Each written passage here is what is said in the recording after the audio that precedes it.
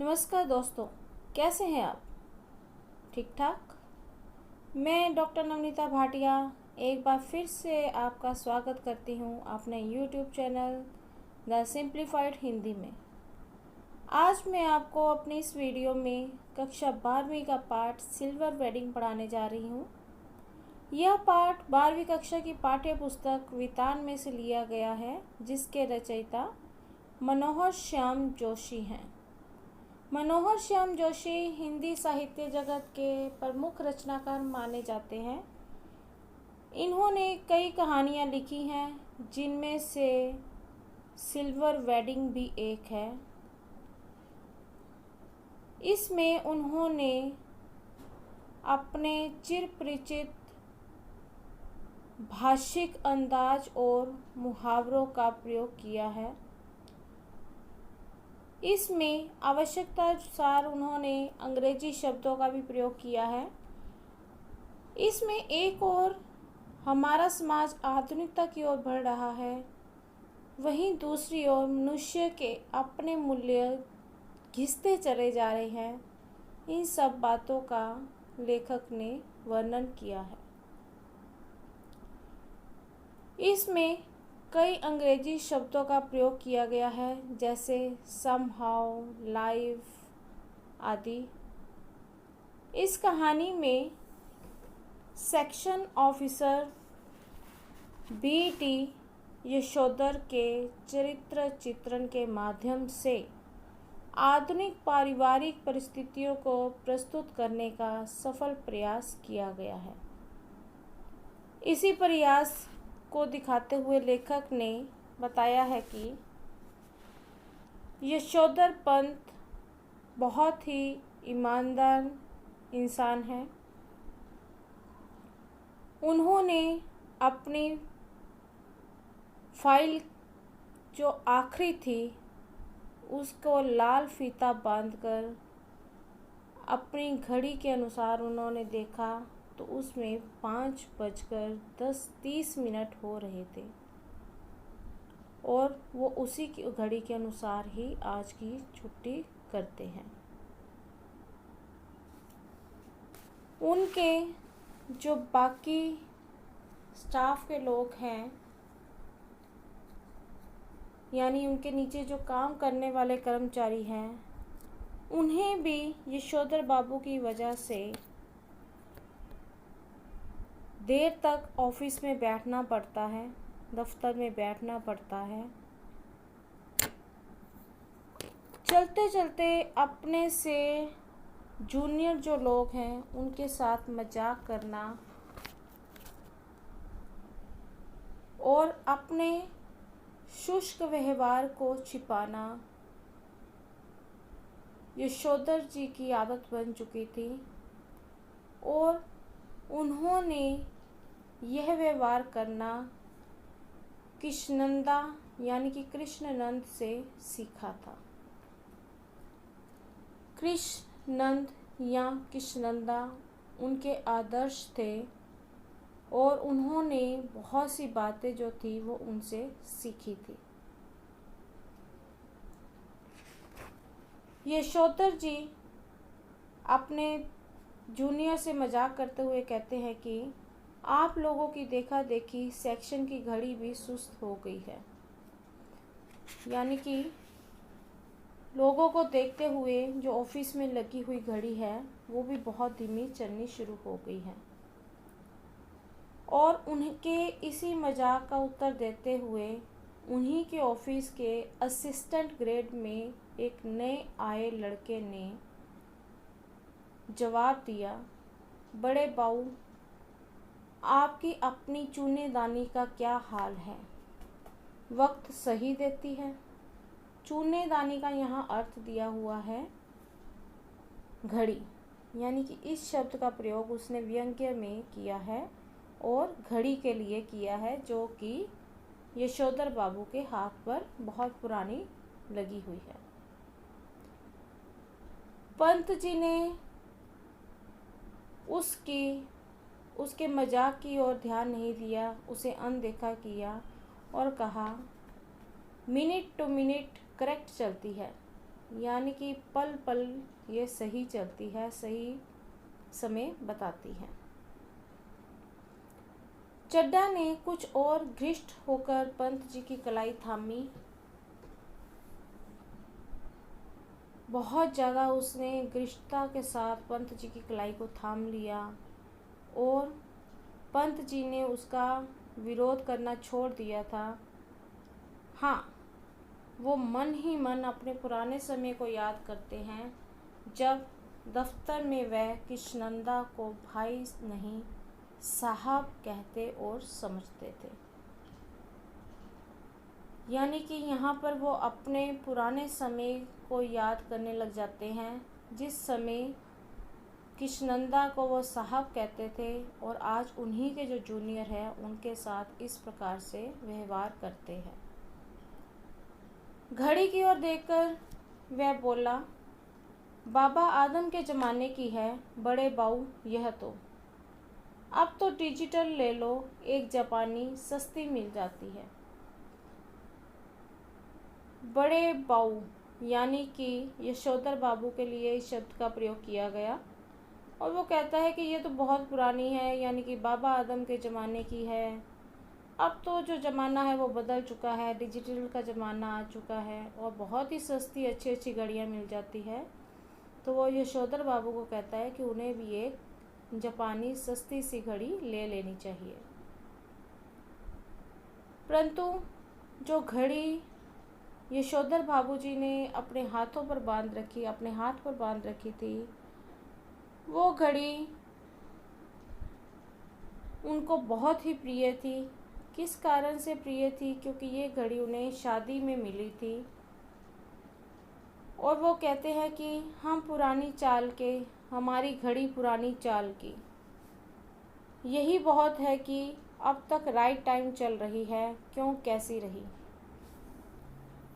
बहुत ही अच्छा जवाब उन्होंने दिया कि हम तो पुराने ज़माने के हैं, हमारी घड़ी भी पुराने ज़माने की है, लेकिन इतनी पुरानी होने के बावजूद भी आज तक वो सही समय बताती आ रही है। इतना कहकर यशोधर बाबू ने अपना एक हाथ आगे बढ़ाया, परंतु किसी ने भी उस पर ताली ना बजाई। आज के ज़माने में ये लोगों के अंदर ये बात चलती आ रही है कि जब भी किसी बात को हंसी में उड़ाना होता है या नहले पे दहला मार देते हैं तो एक हाथ को आगे कर दिया जाता है और दूसरा जो है उसी के ऊपर अपना हाथ मारता है, जिसे हम हाई फाई कहते हैं। और ये परंपरा यशोधर बाबू के ज़माने से भी चली आ रही थी और तब की थी जब वो स्कूल में पढ़ते थे और उन्होंने मैट्रिक की परीक्षा पास की थी। कहते हैं कि इस तरह के आगे बढ़े हुए हाथ पर सुनने वाला बतौर दाद अपना हाथ मारता है और वक्ता श्रोता दोनों ठठाकर हाथ मिलाया करते हैं। यानी कि सुनने वाला भी और बोलने वाला भी दोनों ही हाथ मिला लिया करते हैं। इसी तरह एक और परंपरा उन्हें याद आती है कि जब वो कृष्णनंदा के क्वार्टर की थी उस समय की उनको ये परंपरा याद आती है कि जब वो रोजी रोटी की तलाश में मैट्रिक पास बालक बनकर गए थे और कृष्णनंदा ने उन्हें अपने घर में शरण दी थी। कृष्णनंदा कुंवारे थे, पहाड़ से आए हुए कितने ही लड़के ठीक ठिकाना होने से पहले उनके यहाँ रहा करते थे। जिस प्रकार यशोधर बाबू वहाँ रहने लगे थे, उनको कृष्णनंदा ने अपने घर में शरण दी थी, उसी प्रकार बहुत सारे अन्य लोग भी, अन्य लड़के भी उनके घर में रहते थे। वहाँ पर एक रिवाज था कि मिलकर लाओ, पकाओ और खाओ। यशोधर बाबू जिस समय दिल्ली आए थे उनकी उम्र सरकारी नौकरी के लिए बहुत कम थी। बहुत कोशिश की फिर भी वो सर्विस में नहीं लग सके। तब कृष्णनंदा ने उन्हें मेस का रसोइया बनाकर रख लिया और उन्होंने यशोधर को 50 रुपये उधार भी दिए ताकि वो अपने लिए कपड़े सिलवा सके और गांव में पैसा भेज सके। और बाद में उन्हीं कृष्णनंदा ने अपने नीचे उन्हें नौकर रख लिया, उन्हें नौकरी दिलवाई और दफ्तरी जीवन में कैसा जीवन जीना चाहिए इस बारे में मार्गदर्शन भी किया।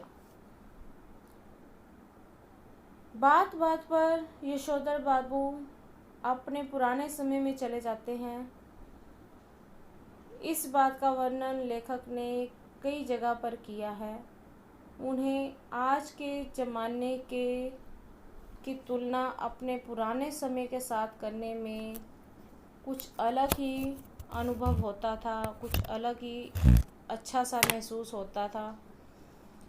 इसीलिए तो शायद वो हर एक बात पर अपने पुराने समय की तरफ चल पड़ते थे।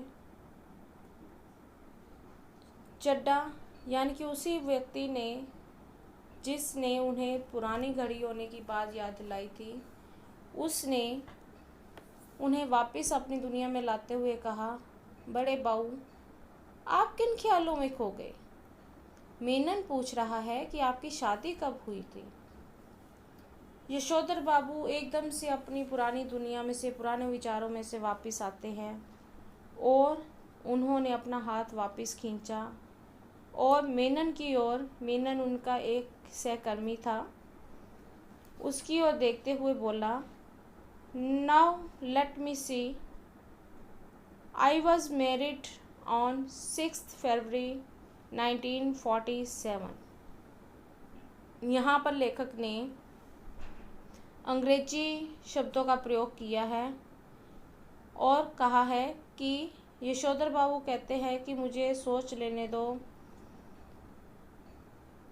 मेरी शादी 16 फरवरी 1947 में यानी कि 1947 में हुई थी। मेनन ने उसी समय हिसाब लगाया और कहा, many happy returns of the day sir. आज तो आपकी सिल्वर वेडिंग है, शादी को पूरा 25 साल हो गया है। यशोधर बाबू उसकी बात पर कुछ खुश होते हैं, कुछ झेपते हैं और उन्होंने ये अदा भी जो थी झेपने की और झेपते हुए खुश होने की, ये अदा भी उन्होंने कृष्णनंदा से सीखी थी। तभी चड्डा ने घंटी बजाई और तभी चड्डा ने घंटी बजाई और चपड़ासी को बुलाया और कहा, सुन भाई भगवान दास, बड़े बाबू से बड़ा नोट ले और सारे सेक्शन के लिए चाय पानी का इंतजाम कर फटाफट। यशोधर बाजी बोले, अरे ये वेडिंग एनिवर्सरी वगैरह सब गोरे साहब के चौंचले हैं, हमारे यहाँ थोड़ी मनाते हैं। उन्होंने टालने के लिए कहा कि ये सब तो गोरे लोगों के चौंचले हैं, हम लोग वेडिंग एनिवर्सरी वगैरह कुछ भी नहीं मनाते हैं। लेकिन चड्डा भी कहाँ उनका पीछा छोड़ने वाला था। उसने कहा, मिक्सचर मत पिलाइए गुरुदेव, चाय मट्ठी लड्डू बस इतना ही तो सौदा है, इनमें से कौन सी आपकी बड़ी माया निकाली जानी है, यानी कि कौन सा बहुत ज़्यादा पैसा खर्च हो जाना है। हार कर यशोधर बाबू को अपनी जेब से बटुए में से 10 का नोट निकालना पड़ा और उन्होंने देते हुए कहा कि आप लोग चाय पीजिए, दैट तो आई डू नॉट माइंड, लेकिन जो हमारे लोगों में कस्टम नहीं है उस पर इंसिस्ट करना, दैट मैं समहाउ इम्प्रॉपर फाइंड करता हूँ। यानी कि आप लोग तो चाय पी सकते हो, मैं आपको पैसे दे रहा हूँ, लेकिन इन सब कस्टम्स के मैं ख़िलाफ़ हूँ, ये कस्टम हमारे नहीं हैं, तो मैं इसे इम्प्रॉपर फाइंड करता हूँ। लेकिन चड्डा जो था वो भी मानने वाला मनुष्य तो लगता नहीं था। उसने फटाफट से 10 का नोट चपड़ासी को दिया और फिर बड़े बाबू के आगे हाथ फैला दिया और कहा कि 10 रुपये में इस पूरे सेक्शन का क्या बनेगा, हाँ कम से कम 30 रुपये तो लगेंगे ही। यशोधर बाबू ने थक हार कर 30 रुपये अपने बटुए में से दिए सारा सेक्शन ये जानता था कि यशोधर बाबू अपने बटुए में कम से कम 100-150 रुपये हमेशा अपने पास रखते हैं। हालांकि उनका कोई खर्चा नहीं है, बस टिकट का भी यहाँ तक कि कोई खर्चा नहीं है। पैदल ही वो पहले जब आते थे तब वो साइकिल से आते जाते थे, परंतु अब वो पैदल ही आने जाने लगे हैं। इसका कारण जो है वो उनके बच्चे हैं, जो उनके बच्चे हैं वो बहुत ही आधुनिक होते चले जा रहे हैं और उन्हें पिता का साइकिल पर इधर से उधर जाना अच्छा नहीं लगता है। बच्चों के अनुसार साइकिल तो चपरासी चलाते हैं, बच्चे चाहते हैं कि पिताजी स्कूटर ले लें, लेकिन पिताजी को समहाउ स्कूटर निहायत बेहुदा सवारी मालूम होती है और कब कार जब अफोर्ड ही नहीं की जा सकती तब उसके बारे में सोचना ही क्यों। चड्डा ने पैसे लिए और अपने चपरासी को दे दिए, लेकिन यशोधर बाबू सिल्वर वेडिंग की दावत के लिए वहाँ नहीं रुके और वहाँ से चल दिए। उनकी एक आदत बन चुकी थी कि वो रोज़ दफ्तर से लौटते हुए बिरला मंदिर जाते और वहाँ उद्यान में बैठकर कोई प्रवचन सुनते, यानी कि वहाँ पर बाग में बैठते और प्रवचन सुनते और अपने आप को प्रभु के ध्यान में मगन करने की कोशिश करते। उनकी ये जो आदत थी ये उनकी पत्नी और उनके बच्चों को अच्छी नहीं लगती थी। बच्चों का कहना था कि अब्बा आप कोई बूढ़े थोड़ी हो, रोज़ रोज़ मंदिर जाएं, इतने ज़्यादा व्रत करें, ऐसा कहते हैं वे। यानी कि उनका कहना था कि आप तो बूढ़े को थोड़ी ना हो गए हो जो आप रोज़ रोज़ मंदिर जाते हो, इतने व्रत करते हो। लेकिन यशोधर बाबू भी इस बात को सुनकर अनसुना कर देते थे और अपने सिद्धांतों के पक्के बने हुए थे और उनको ये आदत भी, ये निशानी भी कृष्णनंदा से ही मिली थी। बिरला मंदिर में बैठते, फिर वहाँ से उठते और पहाड़गंज जाते, घर के लिए सब्जी खरीदते, रास्ते में किसी से मिलना होता तो उससे मिल लेते। कुल मिलाकर दफ्तर उनका 5 बजे ख़त्म होता था, लेकिन घर वो 8 बजे से पहले नहीं पहुंचते थे। आज जब वो बिरला मंदिर जा रहे थे तो उनकी निगाह उस अहाते पर पड़ी जिसमें कृष्णनंदा का 3 बेडरूम वाला क्वार्टर हुआ करता था। अचानक से उनकी नज़र उस अहाते पर जाती है जहाँ कभी कृष्णनंदा रहते थे और उनका 3 बेडरूम वाला क्वार्टर हुआ करता था, परंतु अब इन दिनों में वहाँ पर एक 6 मंजिला इमारत बनाई जा रही थी। इधर से गुजरते हुए कभी के DIZ एरिया की बदलती शक्ल देखकर यशोधर बाबू को बुरा लगता है। ये लोग सारा गोल मार्केट तोड़कर यहाँ 1 मंजिला क्वार्टरों की जगह ऊंची इमारतें बना रहे हैं। यानी कि पुराने जितने भी क्वार्टर बने हुए थे उन सारे क्वार्टरों को तोड़ा जा रहा था और उनकी जगह ऊंची ऊंची इमारतें बनाई जा रही थी। यशोधर बाबू ये तो नहीं जानते थे कि जो ये काम कर रहे हैं कि मंजिलों को, ऊंची ऊंची मंजिलों को बना रहे हैं और जो क्वार्टर है उनको तोड़ा जा रहा है, ये लोग काम सही कर रहे हैं या नहीं कर रहे हैं, परंतु उनको गोल मार्केट के तोड़े जाने का गम बहुत अधिक लगता था। उन्हें भी लक्ष्मीबाई नगर, पंडारा रोड आदि अलग अलग बस्तियों में D2 टाइप क्वार्टर देने की बात, अच्छी खबर जो थी वो कई बार आई, परंतु सिद्धांतों के पक्के यशोधर बाबू ने गोल मार्केट छोड़ने से इनकार कर दिया। जब उनका क्वार्टर टूटने की बारी आई तब उन्होंने इसी क्षेत्र में इन बस्तियों में बचे हुए क्वार्टरों में से एक क्वार्टर को अपने नाम करवा लिया। तब पत्नी ने पूछा कि अगर ये भी टूट जाएगा तो तब क्या करोगे? तब उन्होंने बड़े ही आराम से सहज भाव से उत्तर दिया कि तब की तो तब देखी जाएगी, और मुस्कुराकर एक तरफ होकर बैठ गए। यानी कि उन्हें आने वाले समय की कोई चिंता नहीं थी, कुछ नहीं था, जो होगा उसको देखा जाएगा। लेकिन अपने सिद्धांतों को छोड़ने के लिए वो किसी भी हालत में तैयार नहीं थे। पिछले कई सालों से यशोधर बाबू का अपनी पत्नी और अपने बच्चों से छोटी छोटी बातों को लेकर मतभेद होने लगा था।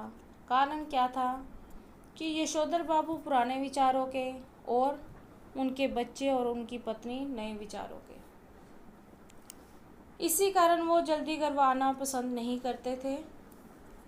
अब उनका एक बड़ा लड़का जो है वो एक विज्ञापन संस्था में नौकरी कर रहा है, और उसका वेतन जो है वो उनको असाधारण लगता है। यानी कि उसका वेतन जो है वो 1500 रुपया है।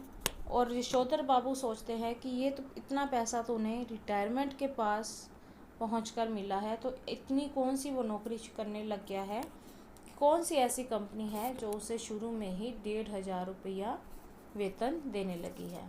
वो सोचते हैं कि कुछ ना कुछ गड़बड़ तो होगी। अब यहाँ पर लेखक ने यशोधर बाबू के परिवार का पूरा परिचय दिया है कि उनके परिवार के सारे सदस्य क्या क्या करते हैं। उनका दूसरा बेटा जो है वो दूसरी बार IAS देने की तैयारी कर रहा है। एक बार वो अलाइड सर्विसेज की सूची में आ भी गया था, नीचे से आया था, लेकिन उसने उसमें ज्वाइन करने से, यानी कि उसमें उस नौकरी को लेने से इनकार कर दिया था। तीसरा बेटा जो है वो स्कॉलरशिप लेकर अमेरिका चला गया है, और उनकी एकमात्र बेटी है, एक ही बेटी है, जो हर तरह के रिश्तों को अस्वीकार करती चली जा रही है, और वो डॉक्टरी की उच्चतम शिक्षा पाने के लिए खुद भी अमेरिका जाने की लगातार धमकी यशोधर बाबू को देती रहती है।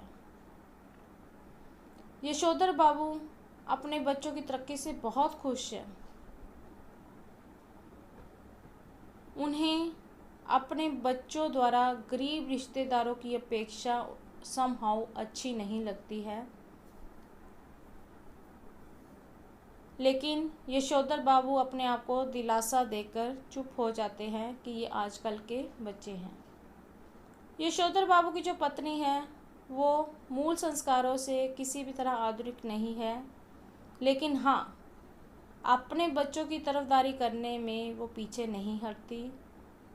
जब उसकी शादी हुई थी तब यशोधर बाबू के साथ उनके गांव से आए ताऊ जी, उनके 2 विवाहित बेटे भी रहा करते थे, और संयुक्त परिवार में रहते हुए उनकी पत्नी कभी भी कुछ नहीं बोल पाई थी। उनकी पत्नी को ये शिकायत है कि उन्होंने कभी भी यशोधर बाबू का पक्ष नहीं लिया, बल्कि जेठानियाँ जो कहती थी वही चलती रहती थी। लेकिन अब वो कहती है कि जब बच्चे जवान हो चुके हैं तब वो आधुनिक लिबास में अगर रहना चाहते हैं तो वो किसी तरह से उनको टोका टाकी नहीं करेगी, बल्कि वो वैसा ही करेगी जैसा चाहती है। वो कहती है कि जो वो सारे के सारे संस्कार जो बुढ़िया ताई के लिए थे वे सब पर मुझे लागू करवाए गए थे, और उनके ऐसा कहने पर यशोधर बाबू के जो बच्चे हैं वो भी अपनी माँ के साथ सहानुभूति व्यक्त करते हैं। यशोधर बाबू उन्हें कुछ भी नहीं कहते, उनकी बातों को हंसी मजाक में टाल जाते हैं, लेकिन वो कहीं ना कहीं अपने आप को इन सब के लिए जिम्मेदार भी मानते हैं, और ये स्वीकार करने को बाध्य हो जाते हैं कि तमाशा स्वयं उनका ही बन रहा है। जिस जगह कृष्णनंदा का क्वार्टर था, उनके सामने खड़े होकर एक गहरा निश्वास छोड़ते हुए यशोधर बाबू ने अपने आप से पूछा, क्या ये बेटर नहीं रहता कि कृष्णनंदा की तरह घर गृहस्थी का बवाल ही ना पाला होता।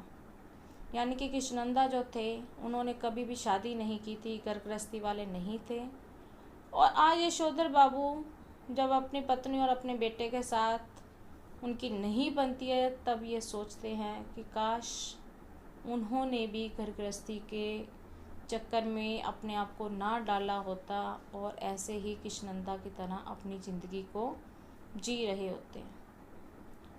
फिर वो पुरानी यादों में चले जाते हैं और कहते हैं कि उनका ध्यान इस ओर गया कि बाल जति कृष्णनंदा का बुढ़ापा सुखी नहीं रहा, कि जब वो उनके ऊपर बुढ़ापा आया था तो उनका बुढ़ापा सुखी नहीं था।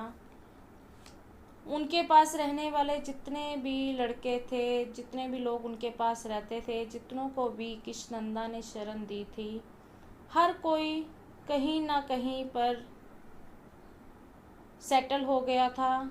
कोई कहीं नौकरी पर लग गया, कोई किसी ओहदे पर पहुंच गया। रिटायर होने जब कृष्णनंदा जी रिटायर हुए तो उसके 6 महीने बाद ही उन्हें क्वार्टर खाली करना पड़ा और किसी ने भी उन्हें अपने पास रखने की पेशकश नहीं की। वो सोचते हैं कि स्वयं मैंने भी तो उन्हें अपने पास नहीं रखा, क्योंकि तब तक तो उनकी शादी हो चुकी थी और उनके 2 कमरे के क्वार्टर में 3 परिवार रहते थे। कृष्णनंदा कुछ साल राजेंद्र नगर में किराए का क्वार्टर लेकर रहा, फिर अपने गांव लौट गया, जहां साल भर बाद उसकी मृत्यु हो गई। हैरानी की बात तो यह थी कि उसे कोई भी बीमारी नहीं थी। रिटायरमेंट के बाद वो लगातार मुरझाता जा रहा था और सूखता चला जा रहा था। किसी ने यशोधर बाबू से उनकी मृत्यु का कारण पूछा तो यशोधर बाबू ने यही जवाब दिया, जो हुआ होगा। इसका यहाँ पर अर्थ है कि पता नहीं क्या हुआ, मुझे भी इसके बारे में कुछ नहीं पता है। कहा जाता है कि जिन लोगों के बाल बच्चे नहीं होते, घर परिवार नहीं होता और उनकी मृत्यु होती है तो मृत्यु पर यही बोला जाता है कि जो हुआ होगा। यशोधर बाबू जी को याद आता है कि उनके अपने बच्चे भी तो मनमानी कर रहे हैं और ऐसे संकेत दे रहे हैं कि उनके कारण यशोधर बाबू के को भी बुढ़ापे में कोई विशेष सुख प्राप्त नहीं होने वाला है। तब उन्हें कृष्णनंदा की बातें याद आती हैं कि गदा पचीसी में कोई क्या करता है इसकी चिंता नहीं करनी चाहिए, क्योंकि बाद में हर आदमी समझदार हो जाता है।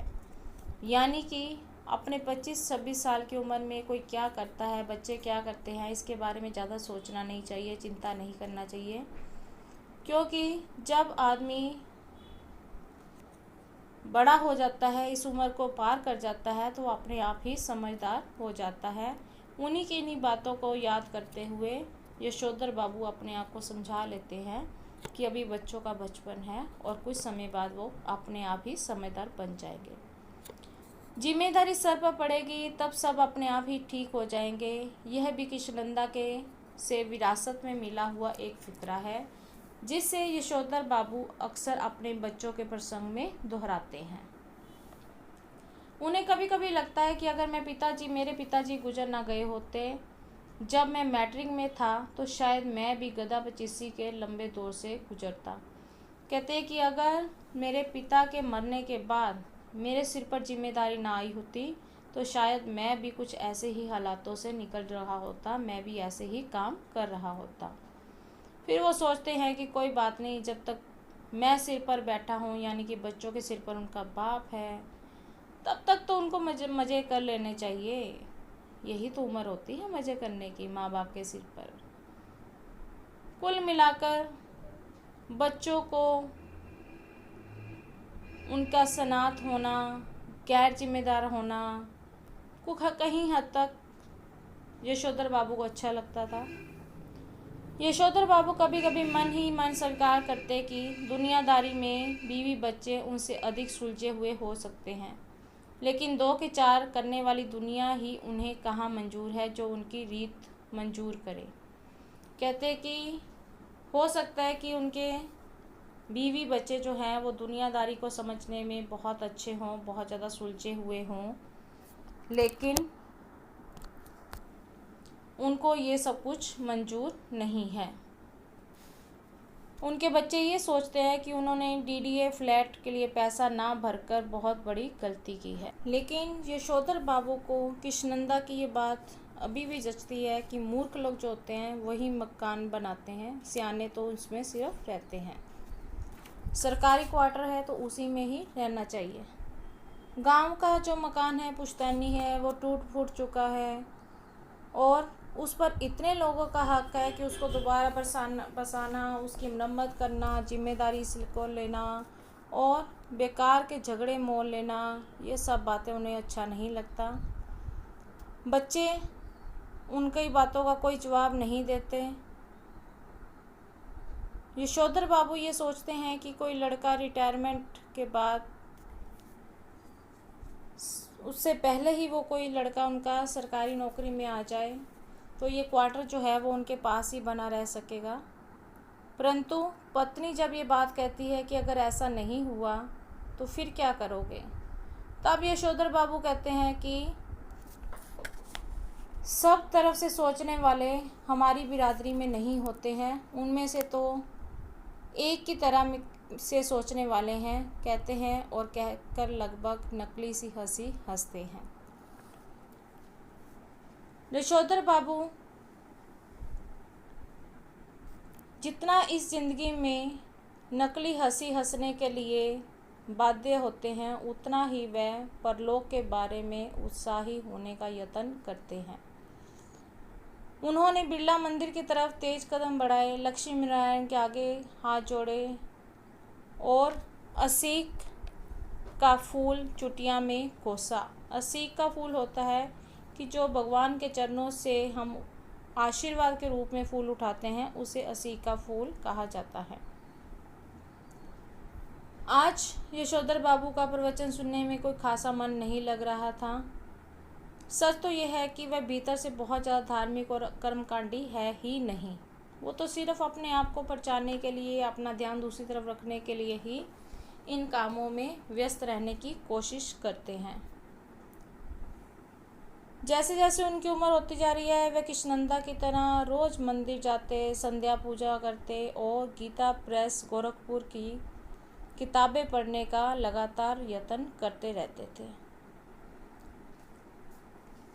उन्हें मोह माया के साथ साथ भगवत भजन को भी स्थान देना होगा, यही सोचते और भगवान की तरफ ध्यान लगाने की पूरी कोशिश करते थे।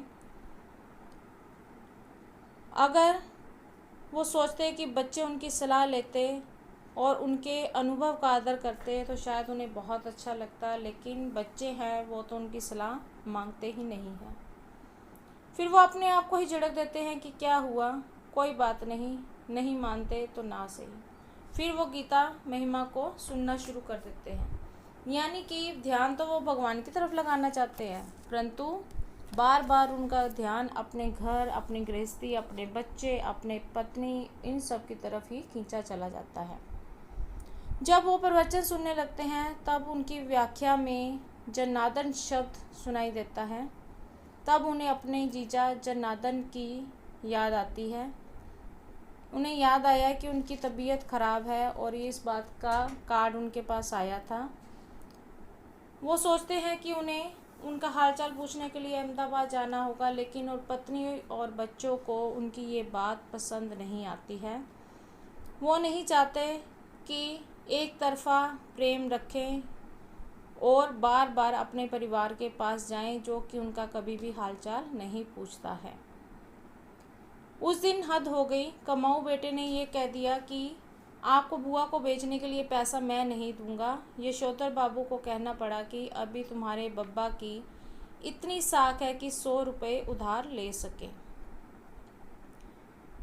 यशोधर बाबू को याद आ गया वो समय जब उन्हें अपनी बहन को पैसा भेजना था, लेकिन उनके बेटे ने पैसा देने से इनकार कर दिया। कारण ये था कि उनके बच्चे और उनकी पत्नी नहीं चाहते थे कि यशोधर बाबू अपने परिवार के साथ कोई भी रिश्ता रखें। यशोधर बाबू का नारा हमारा तो सैप ही ऐसा देखा ठहरा, हमें तो यही परंपरा विरासत में मिली है। यानी कि हमारा तो सैप सैफ होता है जो साहब के लिए हम लोग बोलचाल में शब्द प्रयोग करते हैं, उसे कहा जाता है। तो वो कहते हैं कि हमारी तो ये परंपरा हमें विरासत में मिली है। और उनकी पत्नी उनकी इस बात से बहुत ज़्यादा चिढ़ती थी। पत्नी का कहना है और सही कहना है कि यशोधर बाबू का स्वयं का देखा हुआ कुछ भी नहीं है। और हाँ, ये सच्चाई भी है कि यशोधर बाबू में कुछ नहीं देखा। माँ के मर जाने के बाद छोटी उम्र में ही वह गांव छोड़कर अपनी विधवा बुआ के पास अल्मोड़ा आ गए थे। बुआ का कोई लंबा चौड़ा परिवार नहीं था और यशोधर बाबू को परंपरा के बारे में कुछ भी पता ना चला। मैट्रिक पास की तो दिल्ली आ गए। यहाँ पर कुंवारे कृष्णानंद जी मिल गए, कृष्णानंद के साथ रहने लगे। अब कुंवारों को क्या पता कि गृहस्थी कैसे होती है, कैसे चलती है, उसमें क्या कुछ होता है, कौन कौन सी परंपराओं का पालन किया जाता है।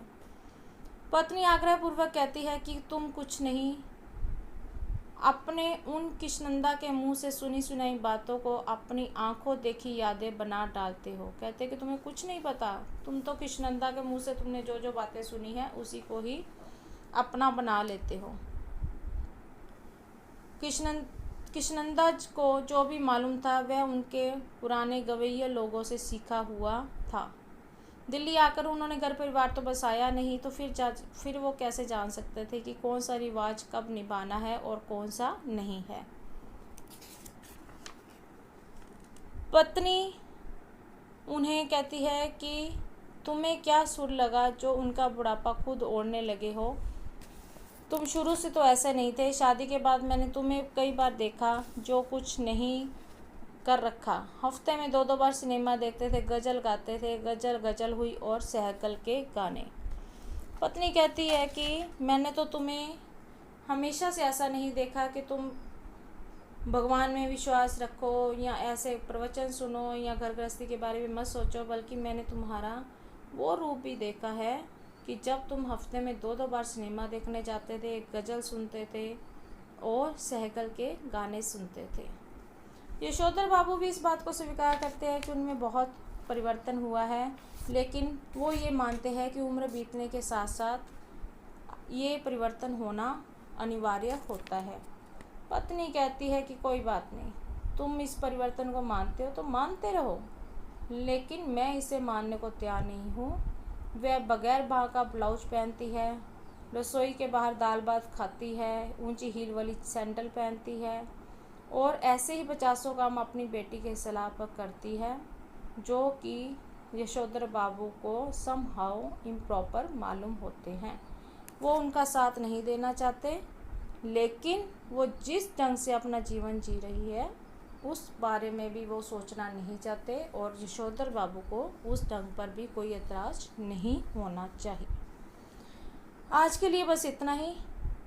दूसरा पार्ट लेकर अपनी अगली वीडियो में आऊँगी। तब तक के लिए धन्यवाद।